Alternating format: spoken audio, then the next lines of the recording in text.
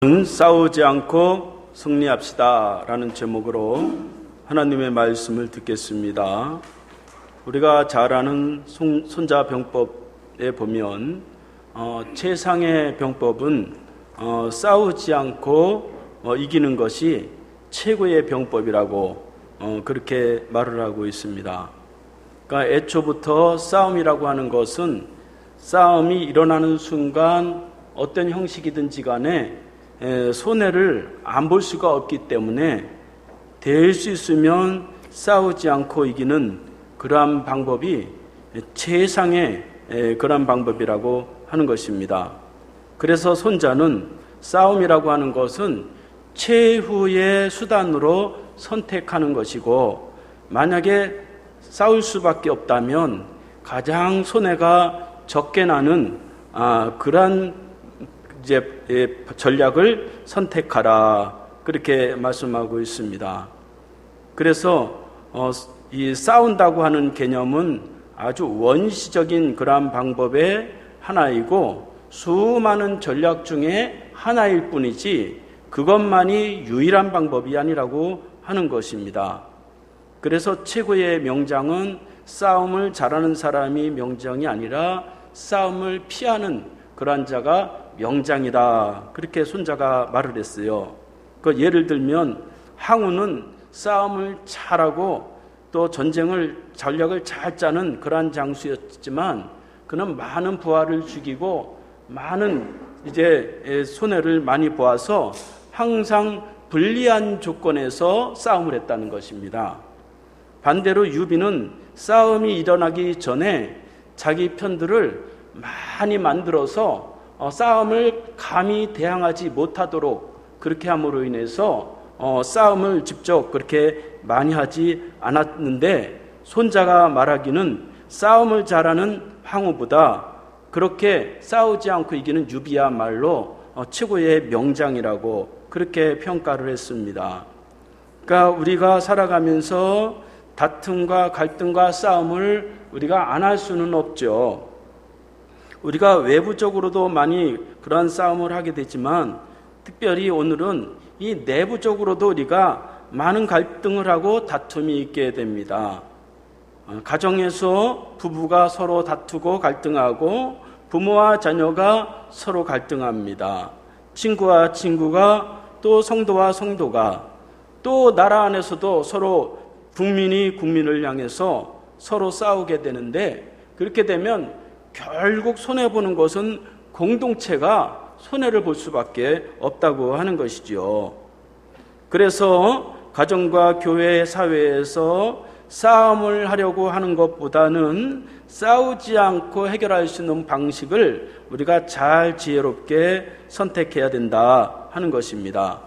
그래서 오늘 말씀을 통해서 내부적으로 우리가 많은 갈등과 분쟁, 다툼이 있을 수 있지만 그것을 어떻게 지혜롭게 이겨나갈 수 있는지를 살펴보도록 하겠습니다. 먼저 다툼이라는 것은 꼭 나쁜 것만은 아니다 하는 것입니다. 그래서 1절 말씀에 보면 에브라임 사람들이 기드온에게 이르되 내가 미디안과 싸우러 갈 때 우리를 부르지 아니하였으니 우리를 이같이 대접함은 어찌미냐 하고 그와 크게 다투는지라, 그렇게 말씀하고 있습니다. 이스라엘이 미디안과의 전쟁에서 이제 마지막 거의 다 이겨놓고 이제 마무리를 할 때쯤에 에브라임 지파가 와서 왜 이 전쟁에 우리는 참여하지 못하겠느냐, 그렇게 하면서 다퉜다고 하는 것이죠. 여기서 다퉜다고 하는 것은 그냥 적당히 말싸움했다고 하는 것이 아니라 지파와 지파의 대결로 그렇게 나왔다고 하는 것입니다. 그런데 사실은 기드온이 그들을 부르지 않은 것이 아니고 자기들이 참여를 하지 않은 것이었어요. 기드온은 모든 지파에게 연락을 해서 각 지파마다 전쟁에 참여할 자를 모이라, 그렇게 해서 32,000명이 모였고 줄여서 300명으로 그렇게 줄인 것이죠. 그 에브라임 사람들은 그러한 모집에 참여하지 않았는데 이제 전쟁이 다 이겨놓고 끝날 때쯤 되니까 이제 우리를 왜 부르지 않았느냐, 그러면서 그렇게 이제 다툼을 일으키게 된 것이다 하는 것입니다. 이렇게 만약에 전쟁에 패했다면 어떻게 했을까요? 전쟁에 패했어도 아마 서로의 탓을 하면서 또 다툼이 일어나겠죠. 그러니까 다툼과 갈등과 분쟁이라고 하는 것은 우리 가정과 또 교회와 사회에서 우리가 언제든지 일어날 수 있습니다. 그 이유는 이 육신이 연약하고 사람이 감정이 있고 또 생각과 판단과 경험이 다 다르기 때문에 갈등은 언제나 있을 수 있고 충돌은 있을 수 있습니다. 다만 말이죠, 그런 다툼을 얼마나 아름답게 지혜롭게 잘 해결하느냐 하는 것이지요. 그 한번 다퉜다고 해서 끝장을 내버리면 안 된단 말이죠. 다 공동체로 하나가 유익이 될 수 있도록 그렇게 해결해 나가야 된다 하는 것입니다. 그러니까 부부가 사소한 것을 가지고 가정에서 다투고 또 갈등할 수 있지만 어떻게든지 좋은 것을 위해서 협력을 해야 되겠죠. 또 사회와 이 나라도 마찬가지로 너 죽고 나 죽자 그런 식으로 가면 말이죠, 우리 전부가 손해가 다 되는 것이죠. 그래서 그런 우리가 내부적인 그러한 갈등과 다툼 분쟁 속에서 그것을 어떻게 해결할 수 있는지에 대해서 오늘 말씀을 통해서 3가지만 살펴보도록 하겠습니다. 첫 번째로는 나를 낮춰야 된다 하는 것입니다. 그래서 오늘 말씀에 보면 이 기드온은 이 에브라임이 자기와 싸움을 걸어올 때에 자기를 확 그렇게 낮추는 것을 볼 수가 있습니다. 그 싸움의 대상이 누구냐 하는 것이죠. 지금 집합끼리 싸울 필요가 없는 것이지요. 싸움의 대상은 지금 미디안과 싸움이죠. 미디안은 13만 5천 명의 군대가 있었고 이스라엘은 300명의 군대를 가지고 약 400배의 그러한 열세를 가지고도 지금 이 전쟁을 지금 이기고 있는데 여기서 자꾸 내 공로를 생각하고 왜 우리를 부르지 않았느냐, 왜 그렇게 해야 소용이 없는 것이죠. 누가 이기든 누가 싸우든 뭔 상관이에요. 이기면 되는 거죠. 나라가 전쟁에서 이기면 되는 거죠. 그런데 누구를 통해서 이런 일을 했느냐, 그건 별로 중요하지 않단 말이죠. 그래서 가정과 교회에서도 보면 다투는 그러한 이유가 가만히 보면 말이죠, 내가 안 했는데 내가 해야 되는데 이제 자꾸 그러면서 막 다툼이 일어나는 것을 볼 수가 있습니다. 그래서 그렇게 우리가 그러다 보면 우리가 손해가 날 수가 있는데 기드온은 이렇게 에브라임이 싸움을 걸어올 때에 어떻게 해결을 했느냐, 나를 확 낮추는 거예요. 그래서 2절 말씀에 보면 기드온이 그들에게 이르되 내가 이제 행한 일이 너희가 한 것에 비교되겠느냐, 에브라임의 끝물 포도가 아비멜렉의 만물 포도보다 낫지 아니하냐, 그렇게 말씀하고 있습니다. 기드온은 죽기 살기로 싸움을 걸어오는 에브라임에게 나보다 당신들의 출신이 더 뛰어납니다, 그렇게 말을 하는 것입니다. 그래서 그것을 에브라임의 끝물 포도가 아비멜렉의 만물 포도보다 낫다, 그렇게 하면서 자기를 확 낮추고 에브라임을 높이는 것을 볼 수가 있습니다. 여기서 아비에셀은 기드온의 고향이고 이 에브라임은 이제 그 지파들이 거주하는 곳인데 기드온은 자신이 태어난 그러한 고향의 포도는 별로 아니다, 이제 그렇게 자신을 낮추는 것입니다. 그래서 만물 포도가 이 에브라임의 끝물 포도보다 못하다, 그렇게 말하는 것입니다. 그게 원래 포도라고 하는 것은 처음에 달린 것이 굵고 튼실하대요. 근데 점점 시들시들해지면서 나중에 달리는 그러한 포도는 작고 맛도 없다는 것입니다. 그런데 기드온은 자신의 출신은 에브라임만 못하다 그러면서 우리는 이제 만물 포도이지만 에브라임의 끝물 포도보다 못하다, 그렇게 말하는 것입니다. 이것은 이미 수백 년 전에 하나님께서 야곱을 통해서 이미 다 그렇게 말씀하신 내용이에요. 창세기 48장에 보면 원래는 기드온이 속한 므낫세가 장남이었는데 이 야곱이 기도하기를 동생 에브라임을 이제 손을 바꿔서 축복함으로 인해서 에브라임이 장제가 되었거든요.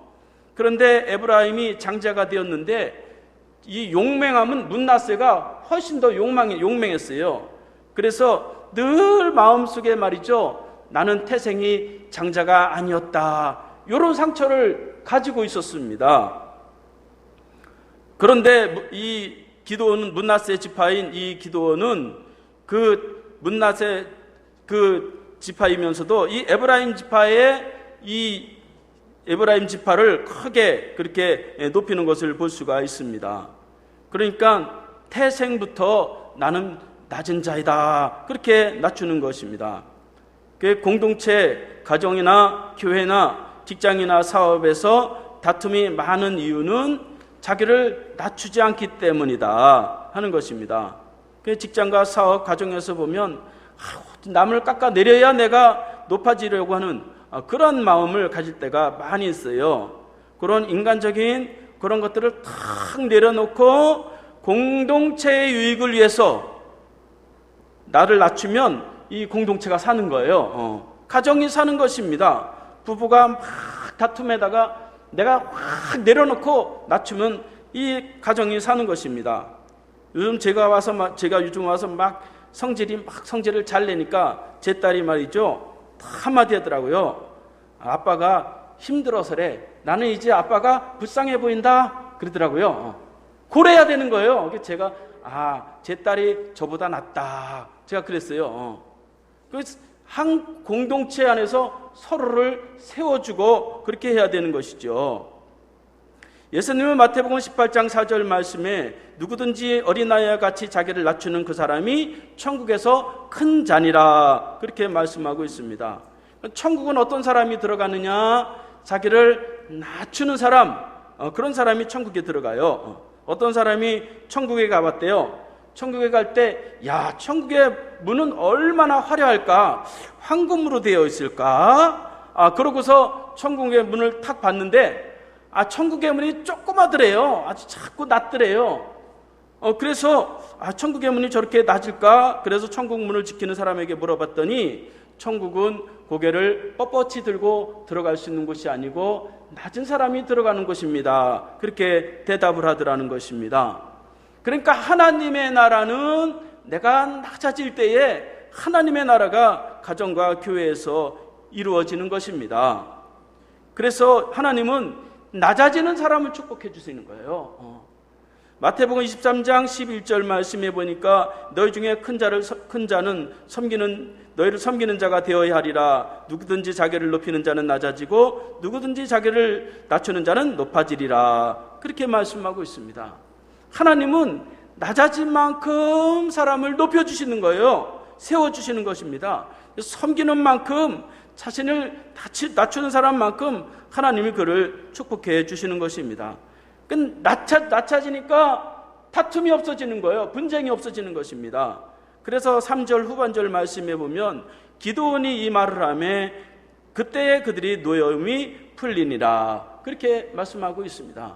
그러니까 자신을 확 낮추니까 에브라임의 마음이 확 녹아지는 거예요. 사실은 자기들이 더 잘못을 했는데 기드온이 에브라임을 그렇게 높여주었더니만 마음이 녹아져가지고 다툼이 사라졌더라, 그렇게 말씀하고 있습니다. 그러니까 사람은 이 말을 잘해야 돼요. 될 수 있으면 말수를 줄이고, 될 수 있으면 당신이 최고입니다, 당신을 높여드립니다, 자꾸 나를 낮추는 그러한 말이야말로 이 다툼을 없애는 거예요. 이 부부지간에 또 교회에서 사회에서 싸우는 건 다 똑같습니다. 내가 당신보다 낫다, 내가 똑똑하다, 내가 더 잘났다, 그것 때문에 싸우는 거 사실은 별거 아닙니다. 그러면은 그냥 내가 참아서 되는 게 아니에요. 참아서 되는 것이 아니기 때문에 우리가 이 육신을 갖고 있는데 어떻게 그 감정을 참을 수가 있겠어요. 그래서 참지 마시고 저도 예수님 마음을 주세요, 그렇게 기도해야 합니다. 빌립보서 2장 4절 말씀에 보니까 그는 사람의 모양으로 나타나 자기를 낮추시고 죽기까지 복종하셨으니 그 십자가에 죽으심이라, 그렇게 말씀하고 있습니다. 하나님의 아들이 이 죄인의 육신의 모습을 가지고 이 땅에 오셔서 십자가에 죽기까지 자신을 낮추심으로 인해서 이 죄인이 허물 많은 자를 하나님이 축복하시고 높이셨다 하는 것입니다. 저와 여러분들이 기도원과 같이 나를 낮춤으로 인해서 하나님의 축복을 누리고 하나님이 높여주시는 삶을 살아갈 수 있기 바랍니다. 두 번째로 상대방의 공로를 인정해야 된다 하는 것입니다. 3절 말씀에 보면 하나님이 미디안 방백 오렙과 스웹을 너희 손에 넘겨주었으니 내가 한 일이 어찌 능히 너희와 한 것에 비교되겠느냐 하니라. 기도원이 이 말을 하며 그때 그들의 노여움이 풀리니라. 그렇게 말씀하고 있습니다. 사도 바울은 자신의 출생을 낮출 뿐 아니라 한 일에 대해서도 에브라임이 대단한 일을 했다, 그렇게 그들에게 공로를 돌리는 것을 볼 수가 있습니다. 그래서 하나님이 미디안의 방백 오렙과 스웹을 너희 손에 넘겨주었으니 내가 한 일이 어찌 너희와 비교되겠느냐, 그렇게 말씀하는 것입니다. 그러니까 오렙과 스웹이라고 하는 사람들은 미디안의 그러한 방백 지도자들인데 에브라임이 한 것은 그 두 사람만 죽인 것뿐이었어요. 그런데 기드온은 사실 어마어마한 그러한 전쟁을 치렀죠. 300명의 용사를 가지고 13만 5천 명, 약 400배의 그러한 군대와 싸우면서 말이죠, 얼마나 그 큰 공로를 남겼습니까? 또 거기서 하나님의 역사, 그들이 칼을 가지고 싸운 것도 아니고 말이죠, 항아리와 나팔을 불면서 그 하나님의 역사를 보았는데, 오늘 말씀에 보면 하나님이 미디안의 방백 오획과 스웹을 너희 손에 넘겨주었다 그러면서 그것이 내가 한 일보다 더 큰 공로다, 그렇게 말하는 것입니다. 사실 에브라임은 그 두 사람을 죽이는 것도 눈치 보다가 전쟁이 이제 끝날만 하고 이길만 할 때 두 사람을 찾아가서 죽여서 겨우 세운 거예요. 숟가락 겨우 얹은 것 뿐이었어요. 그럴 때 기드온이 말이죠, 그동안에 뭐하고 말이지 이제 와서 그렇게 표시내면서 전쟁하냐, 그러지 않고 말이죠, 콧대를 확 꺾어버려야 되는데 그러지 않고 기드온은 오렙과 스웹을 이제 죽인 그 일이야말로 우리가 한 일보다 더 큰 일을 했다고 하면서 그 공로를 인정해주고 그들을 칭찬하는 것을 볼 수가 있습니다. 그러니까 하나님이 너희 손에 미디안을 넘겨주셨다. 그러니까 미디안은 하나님께 공로를 그렇게 돌리는 것입니다. 하나님이 너에게 주었다 그러는 거예요. 저 같으면 말이죠, 그런 사람을 보면 그냥 교만하니까 확 꺾어버려야 되는데 그래야 정신을 바짝 차리는데 그렇게 하지 않았단 말이죠. 기도는 하나님이 하시는 일이다. 공로는 하나님께 있으니 그저 다른 사람이 영광을 받든 말든 뭔 상관이냐, 하나님이 높아지시면 되지, 그런 마음을 가지고 있었다 하는 것입니다. 그랬더니 기드온이 이 말을 하며 그들의 노여움이 풀리니라, 그렇게 말씀하는 것을 볼 수가 있습니다. 그러니까 에브라임은 하나님께 영광을 돌리는 거, 그런 거 별로 상관하지 않고 오직 자기의 공로, 자기의 자랑밖에 없었어요. 우리가 이렇게 공로 한 일을 통해서 나의 영광, 나의 공로를 내세우기보다 하나님이 하셨습니다, 당신도 수고 많았습니다, 그러면서 다른 사람의 공로를 귀하게 여겨야 된다 하는 것입니다. 오늘날 말이죠, 가정에서, 사회에서, 교회에서 왜 다투느냐, 내 영광, 내 이익, 내 이름, 내 공로, 내 자랑, 그거 내세우다가 결국 다투게 되고 갈등이 일어나게 됩니다. 예수님은 너희가 오른손이 하는 것을 왼손이 모르도록 그렇게 하라고 그렇게 말씀하는 것을 볼 수가 있어요. 그래서 예수님은 누가복음 17장 10절 말씀에 너희도 명령을 받은 것을 다 행한 후에 이르기를 우리는 무익한 종이라, 우리가 하여야 할 일을 한 것뿐이니라 할지니라, 그렇게 말씀하고 있습니다. 모든 공로와 모든 열매를 하나님께 올려드려야 된다 하는 것입니다. 목사님 그런다고 세상이 알아주나요? 사람이 나 알아주지 않고 무시하는데 그래도 우리가 하나님께 영광을 돌리면 되는 겁니다. 자꾸 말이죠, 사람에게 그렇게 하다 보면 말이죠, 자꾸 자기가 나타낼 수밖에 없게 되는 것입니다. 그래서 우리가 하나님 앞에 많은 일을 했어도, 선한 일을 했어도 그 공로를 하나님께 돌려드리는 것, 그것이야말로 거기에 축복이 있고 거기에 상급이 있는 거예요. 고린도전서 3장 12절 말씀에 보니까 만일 누구든지 금이나 은이나 보석이나 나무나 풀이나 집으로 이 터 위에 세우면 각 사람의 공적이 나타날 터인데 그날의 공적을 밝히리니 이는 불로 나타내고 그 불이 각 사람의 공적이 어떠한 것을 시험할 것이라. 만일 누구든지 그 위에 세운 공적이 그대로 있으면 상을 받고 누구든지 그 공적이 불타면 해를 받으리니, 그렇게 말씀하고 있어요. 그러니까 우리가 행한 모든 일들이 하늘에 다 공적으로 쌓여 있어요. 그런데 하나님이 불을 탁 당겨가지고 그 공적에다 불을 탁 붙인단 말이죠. 그런데 거기에 금이나 은이나 보석이나 자기 자랑으로 했던 거, 내 이름 내 영광으로 했던 거, 그건 후루룩 타버리고 없어진다는 거예요. 그때에 남은 것이 있어야 된다고 하는 것입니다. 공적이 불타면 해를 받지만, 그러나 공적이 불이 안 타면 거기에 큰 상급이 있다고 그렇게 말씀하고 있습니다.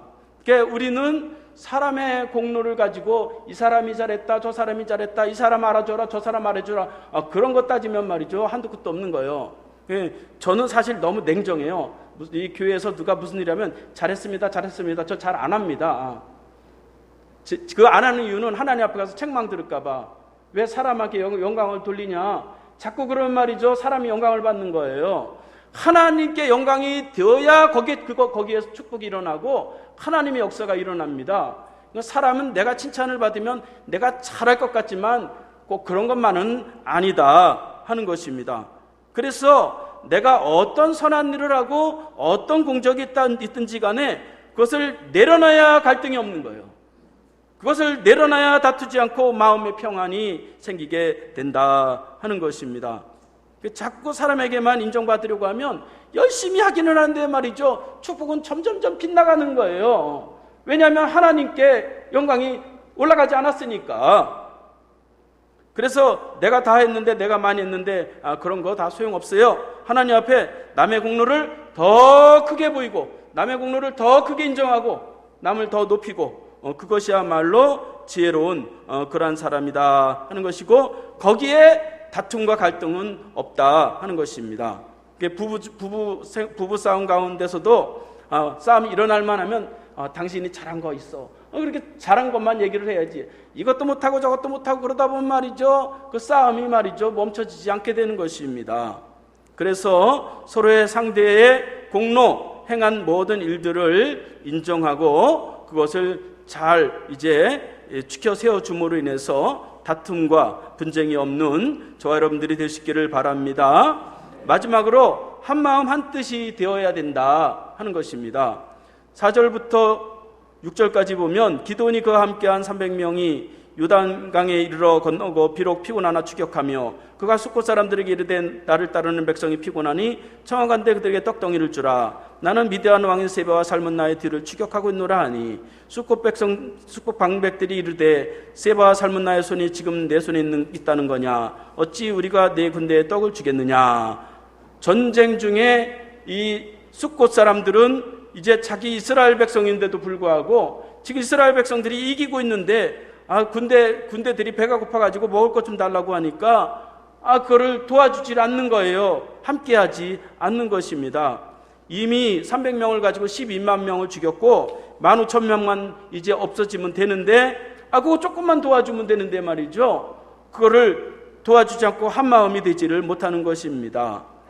또한 분해할 사람들도 마찬가지로 숫곳 사람들과 그렇게 됐는데 그때 하나님이 그들을 축복하지 않았다고 하는 것입니다. 이렇게 말이죠, 우리가 하나라고 하는 생각을 가지고 있어야 된다. 한 마음 한 뜻을 가지고 있어야 된다. 여러분, 부부가 말이죠, 어쨌든 저쨌든 간에 말이죠, 하나죠, 하나. 너는 너고 나는 나, 그거 아니잖아요. 성도가 한 하나님 안에서 하나님의 자녀로서 서로가 하나인데 너는 너고 나는 나다, 그런 생각을 가지고는 말이죠, 하나님의 축복을 이루기가 어렵다 하는 것입니다. 저 사람도 하나님의 자녀고 나도 하나님의 자녀다. 배우자가 마음이 아프면 내가 마음이 아픈 거예요. 탈무드에 보면 말이죠, 어떤 사람이 머리가 둘 달린 그런 아이를 낳았어요. 그래서 제자들이 그 랍비에게 가가지고 물었어요. 머리가 둘이 달렸으면 두 사람입니까? 한 사람입니까? 그 랍비에게 물었어요. 그때 랍비가 뭐라고 말했냐면 가서 한 사람의 머리를 때려봐라 그랬어요. 그랬더니만 가서 머리 한 대를 딱 때렸더니 머리 두 개가 다 아야 그러더라는 거예요. 그 하나란 말이죠. 그러니까 우리가 다 각각 개인이지만 다른 사람이 아플 때 내 마음이 아프면 나는 공동체와 하나인 거예요. 다른 사람이 아픈데 나는 아무렇지도 않다. 그러면 말이죠. 나는 좀 생각을 해봐야 되는 거예요. 나는 정말 하나님의 자녀인가? 하나님의 자녀로서 한 공동체에 속해 있는가? 이거를 우리가 생각해 봐야 된다 하는 것입니다. 결국 이렇게 기드온은 이렇게 다툼과 분쟁을 해결하고 미디안 전쟁에서 크게 그렇게 승리하는 것을 볼 수가 있습니다. 이제 말씀을 마치겠습니다. 우리가 이 육신을 입고 있는 이상 다툼과 분쟁이 가정과 교회와 또 우리가 있는 사회와 직장에서 없을 수는 없어요. 그러나 그런 가운데서도 기드온과 같이 나를 낮춤으로 인해서 다른 사람을 인정하고 다른 사람의 공로를 크게 봐주고 또 우리는 당신과 나와는 하나다. 이런 생각을 가지고 우리가 가정에서 직장에서 교회에서 생활할 때에 그것을 통해서 공동체가 살고 공동체가 번성하면 하나님은 공동체를 통해서 축복하세요. 나는 잘 먹고 잘 산다 그러면 축복이 잘 이루어지지를 않아요. 그래서 공동체성이 아주 중요한 것입니다. 하나님은 공동체의 축복을 내리십니다. 그래서 부부가 하나가 되고 또 교회가 또 사회에서 직장과 또 사업에서 서로 하나가 돼서 우리가 하나님의 놀라운 그런 축복을 누리면서 하나님을 섬길 수 있기를 바라겠습니다. 함께 일어나서 찬양하고 기도하겠습니다.